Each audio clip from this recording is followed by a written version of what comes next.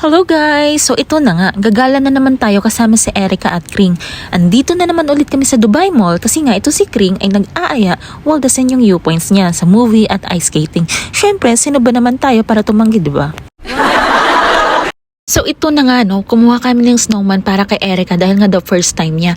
Pero nangyari, si Christine yung gumamit ng snowman. Pero seryoso guys, napaka-supportive ni Kring kasi kahit di niya trip yung mag-ice skating, pinawaldas niya pa rin sa amin yung viewpoints niya.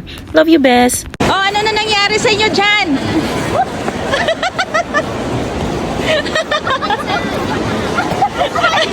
Oo nga pala guys, di mo talaga maiwasan ditong madapa while practicing no? Kasi sabi nga nila, dyan ka talaga matututo basta bumangon ka lang at lumaban ulit. Char!